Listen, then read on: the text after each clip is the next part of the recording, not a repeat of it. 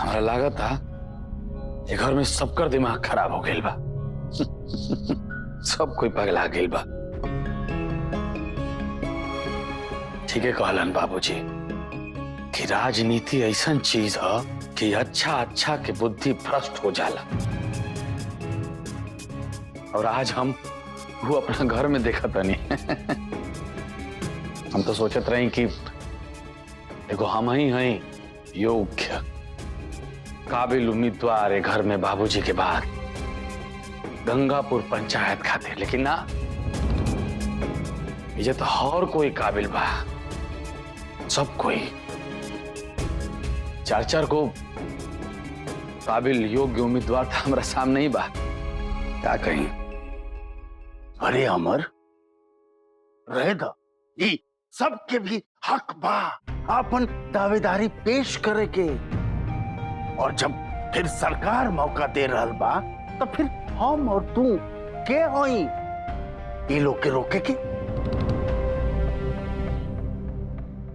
अब और क्यों बचल बा का प्रधान पद खातिर अपन नाम भरे के? हमार कहे के मतलब ये बा कि जाहिल अनपढ़ गंवार लोग भी प्रधान बने खातिर अपन नाम के पर्चा भरियन का?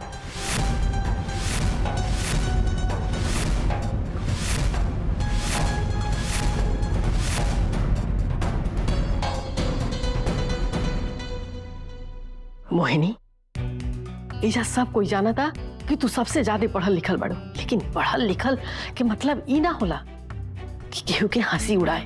अरे कब कहाँ का बोले के चाहिए ई तरह समझे के पड़ी।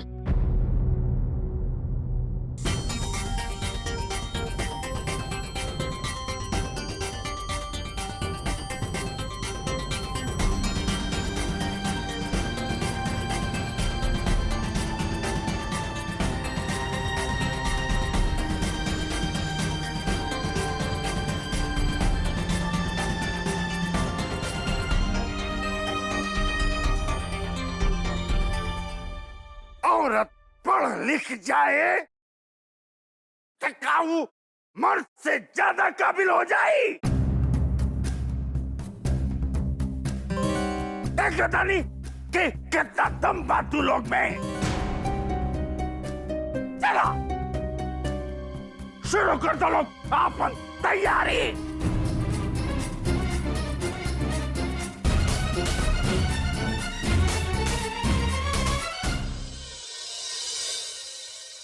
सुनी रघु हमरा के माफ कर दी। माफी मांगे लायक कोई काम के लिए वो रुका जो माफी मांगते रहो। आज रहुआ के सबके सामने हमरा वजह से बेइज्जत होके पड़ल है। अगर हम अनपढ़ ना रहती तो छोटी दुल्हन ई ना नु कहती कि एक घर में बस अनपढ़ गवार ही बचल बा प्रधानी खातिर उम्मीदवार बने के। एक घर में सबके सब कुछ आवेला, बस रउआ के पत्नी के कुछ ना आवेला। ना आवेला तो ठीक है आवेला। पढ़ी न पढ़ी लिखी बैरिस्टर देख लेनी आज उनका के माई के सामने खड़ा होके कह तरी कि उनका के इलेक्शन लड़े के बा ऐसा पढ़ाई लिखाई से अच्छा बा कि तू अनपढ़ा हो। हमरा तो सोच के भी पाप लगेला कि जब अपना घर में एगो बड़ बा जिम्मेदारी उठावे खातिर कैसे कोनो छोट आदमी ओकर रास्ते में रोड़ा बन के खड़ा हो सकेला। ये तो बहुत गलत बात बानू। जब इंसान ढेर पढ़ लिख जाला ना तो सही और गलत के अंतर भुला जाला। ओकरा लागला कि वो जो करता वो ठीक करता। अपना स्वार्थ के चक्कर में सारा रिश्ता नाता सब भुला जाला। सहारा में और ऐसा आदमी में ये अंतर बा कि वो अपना स्वार्थ के बारे में सोचला और तू अपन छोड़ के सबका बारे में सोचा लो।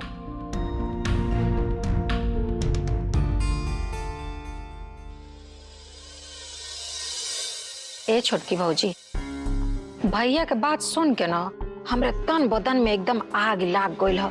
अपने आपे हमार कदम बढ़ गइल ह। पता बा हमरे अंतरात्मा में ना एकदम जोश भर गइल कि कोनो कीमत पे वो अंजलिया के हमरा हरावे के बा। ए भौजी, हमार मन ना हमेशा तेरे चरण में ही रमल रहेला। अरे कितनो उड़ी समंदर के पंछी नियत उड़ के अपने जहाजिए पे आके बैठी। हमार जहाज तो तू ही हो ना। हमके तो जब तू कहबू तब हम पीछे हट जाए। माई पता बटे तो के जब बाबूजी कहत रहने हाँ कि के अंजलिया के हरा पाई, तो तू तो जनते बाड़ू अपने बेटी के संध्या तिवारी नाम है, तो बस जोश में आके हमहू अपन नाम दे देनी है। और चुनाव उनाव के हमरा कोनो ख्याल नहीं खे, हम जानत नहीं इमे तोहन लोग के कोनो गलती नहीं खे। ये राजनीतिक के रोटी ऐसन है कि में सब केहू अपन हाथ से खल चाहेला, भले हाथ कतनो चरे। ना ए भौजी, ऐसन कोनो बात नहीं खे। अरे हम तो ननद हई, ई तहार बेटी हो, जब कहबू ना तब हमनी के पीछे हट जाब जा। लेकिन एक घर में तहरे अलावा देखा तड़ू छोटकी दुल्हन। तुमने पुकारा और हम चले आए, जान हथेली पर लाए। आप चाची जी आई ना, ई लहसुन अजवाइन में पकावल तेल राउर घुटना में लगा दी, ये बहुत दर्द खींचेला। ना रह दर, हमारा घुटना में कोनो दर्द नहीं खे। चाची जी आजकल जौन कुछ होत बानू, रवा इसे ई ना समझी कि हम राउर ध्यान ना रखब, राउर फिकर ना करब। कहा ना चाची जी, हमसे हमारी सौभाग्य ना छीनी कि हम राउर घुटने पे अब तेल भी ना लगा सकी।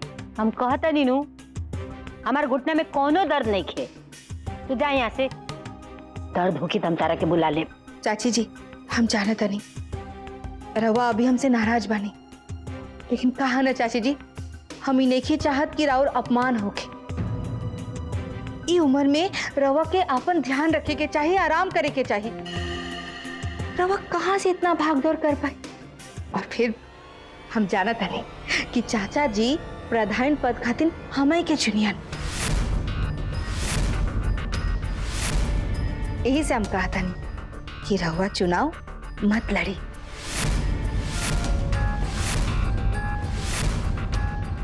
अपन नाम हटा ली।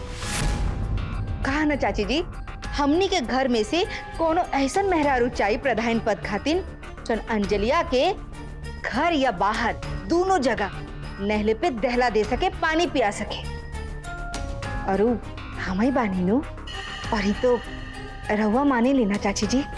तो आई ना, हम राहुल के तेल लगा देत बानी।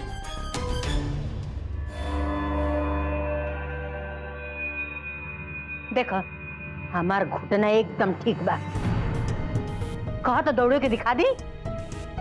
तहार दिमाग खराब हो गई बा, हमार घुटना ना तहार दिमाग के इलाज कराव जरूरी भइल बा। जब हम चुनाव लड़ता नहीं तो तहार टांग अड़ावल कौन जरूरत बा में। चाची जी चुनावी पर्चा खातिर तो सब लोग अपन अपन नाम लिखा देला, संध्या दीदी, पुष्पा बुआ। खबरदार दुल्हन, हमार नाम मत लिखो। अरे हमरा कोनो मतलब नहीं है चुनाव और फुनाव से, बुझलू। अरे हमनी के ननद भौजाई के रिश्ता खट्टा मीठा चलत रहेला।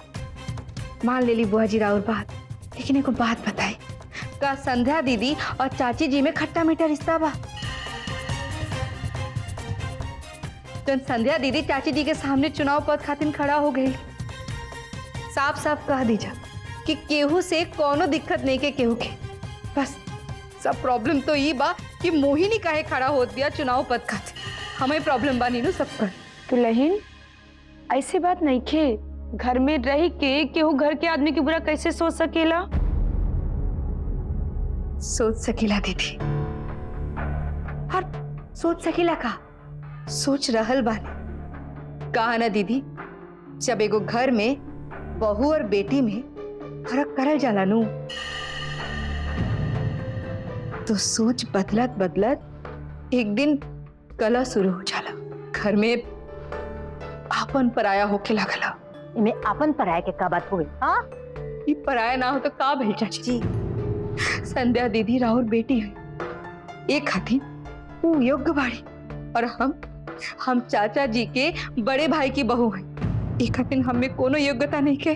दुल्हन घर में आज तक केहू ई ना समझलस कि बड़का भाई जी नहीं खी, तो दीदी जगत या तारा केहू में हक और इज्जत के कमी हो गई बा।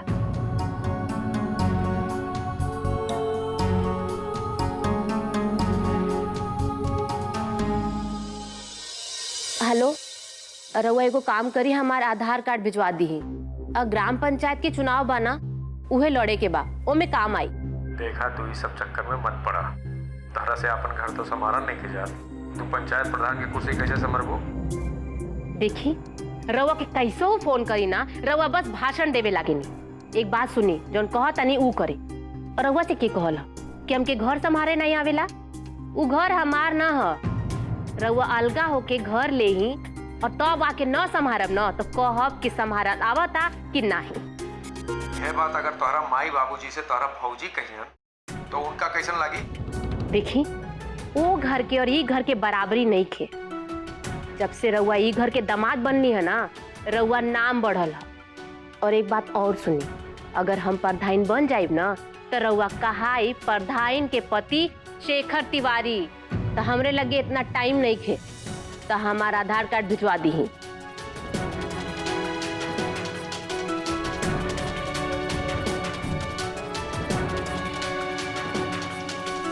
दीदी, रउआ अम्मा जी के अकेले ही प्रधान खातिर चुनाव लड़े दी ही ना?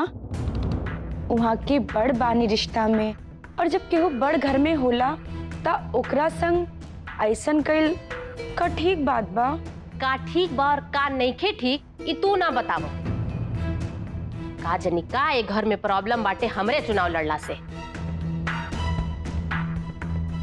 पिया तू ही चा।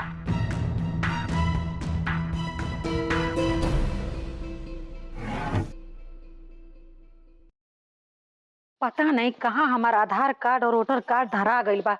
रोज तो लौकत रहल हो, और आज काम पड़ल हो ना तो अजुए हेरा गइल। प्रधानी के नामांकन कैसे भरब? का ढूंढत बानी बुआ जी? अरे का बताई कनिया, हमारा आधार कार्ड और वोटर कार्ड कहीं खो गइल बा, मिलते नहीं का, कब से ढूंढत तनी। अच्छा बुआ जी, हम एक बात कही, जब अम्मा जी के नाम प्रधानी पद खातिर सामने आइल बा त का यही घर में केहू और के नाम सामने आवे के चाही? तहरा का लगता कनिया, का हम कबो भौजी के खिलाफ जाए के हिम्मत कर सके नी, लेकिन हम भैयों के खिलाफ जाए के कोशिश ना कर सके नी। भैया अगर ये घर के बारे में कुछ कहलन ह तो कुछ सोच समझ के ही कहले हुई है। ये बात तो बुआ जी एकदम ठीक कहतानी, लेकिन जरा सोची, प्रधानी पद खातिर अनुभव होके के चाहिए, और एक घर में मेहरारून में सबसे ज्यादा अनुभव बड़की अम्मा जी और अम्मा जी के पास बा। जब बड़की अम्मा जी प्रधानी पद खातिर तैयार नहीं थे, तब फिर अम्मा जी के चुनाव लड़े के चाहिए नू। तरे यही चाल से भौजी तक हमेशा डांटत रहेली। फिर उछला मत, तहरा ना बड़ बुजुर्ग के फैसला में दिन रात घुसले के आदत पड़ गई बा। चाय लेके आइल हुआ ना, चाय रख दो, हम चाय पी ले। अब हम अपन आधार कार्ड वोटर कार्ड ढूंढत हनी, खोजवावे के बा तो तू खोजवावा कनिया, नहीं तो तू यहाँ से जा।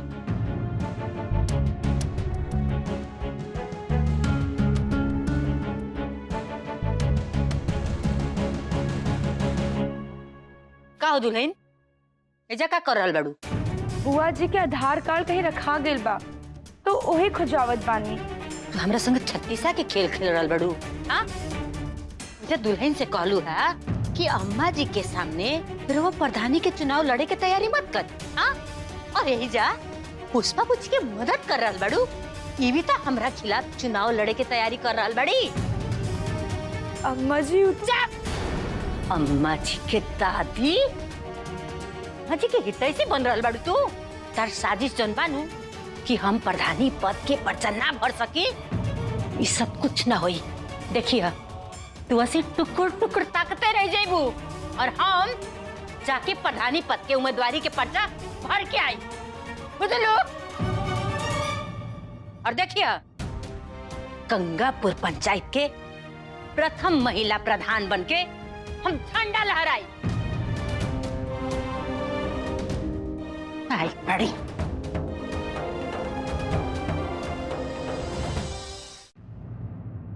कैसा लगा था रवा के कि अब प्रधान पति के रुतबा बढ़ जाए?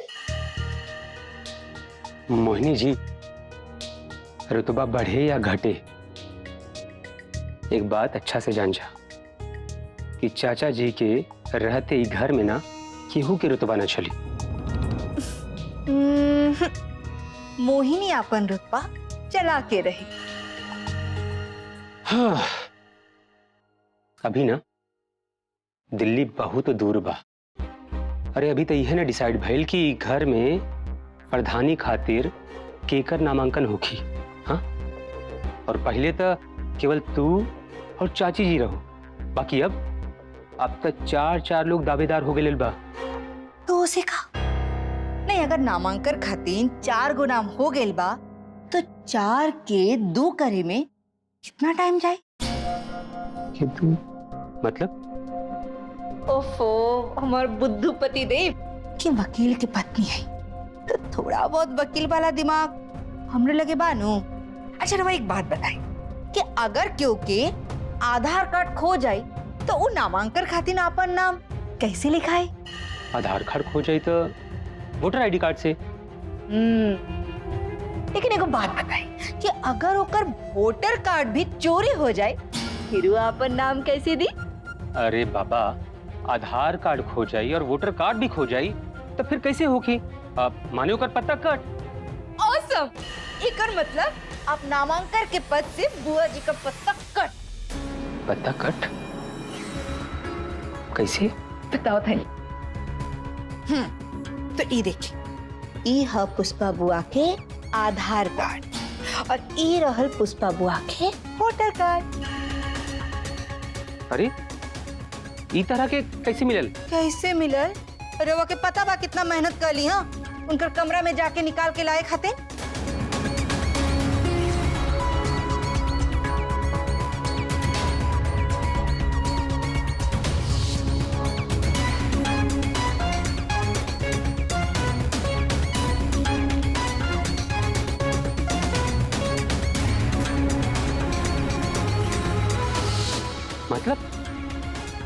मतलब कि तू चोरी कर लू?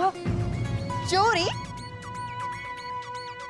चाचा जी ना कहले रहलिन कि जीते खातिर कुछ आवे के चाहिए। अगर एकरा खातिर चोरी करे के पड़ी नू तो चोरी भी करा।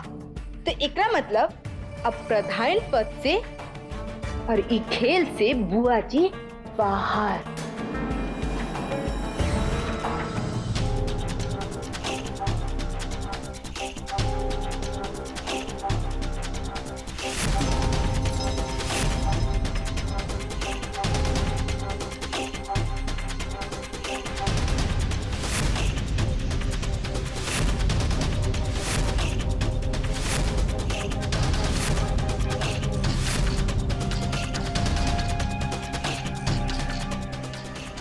क्या कर लू? अरे काहे के ओवर रिएक्ट करत हई? कौन से एक बार जले से दोबारा ना बने 15 दिन में बन के आ जाए वोटर पास। बहुत ज्यादा हो रहा है बा। इतना भी स्वार्थी बनल ठीक नहीं के। हाँ, बहुत हो रहा बा। लेकिन हम ये सब केकरा खातिर करत हई? ई घर के भलाई खातिर नु। रो के का लगा था कि ये सब कुछ करके हमरा के ठीक लगा था। हम खुश होत बानी। देखिए, ये बात तो रोवा भी हमके 1000 बार कह चुकल बानी कि मोहिनी तू ही हो, अंजलि के सामने योग्य उम्मीदवार तू ही हो। अब अगर ये बात हमार नादान घर वालों के नहीं के समझ में आवत तो हमनी के जिम्मेदारी हनु ये लोग के समझाए के। अब रोवा सोची ये में हमार स्वाद का बा। अगर प्रधानी के पद यही घर में रही तो ये घर में के कर इज्जत पड़ी? राउर के। लेकिन ये सब खातिर इतना कुछ करल ठीक नहीं के। और संध्या दीदी के आधार कार्ड और वोटर कार्ड तब एहिजा नहीं खेनू। वो कुल तो उनकर घरे पे हा।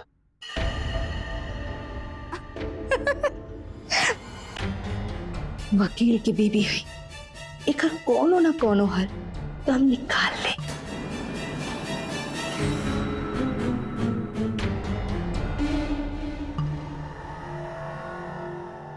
बस यही तरह संध्या दीदी के पत्ता तो रोवे काटा, वो भी चाचा जी के सामने। तो तो प्रधान पद खातिर बचल 2 लोग, एक चाची जी और एक हम। तो मतलब चाची जी और मोहिनी में कोई प्रधान पद के मुकाबला। अने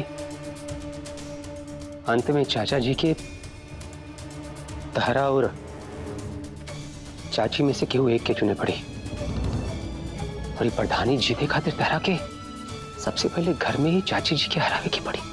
का करी, दिल पे पत्थर रख के ये घर के भलाई खातिर हम के सब करे के पड़ी नु।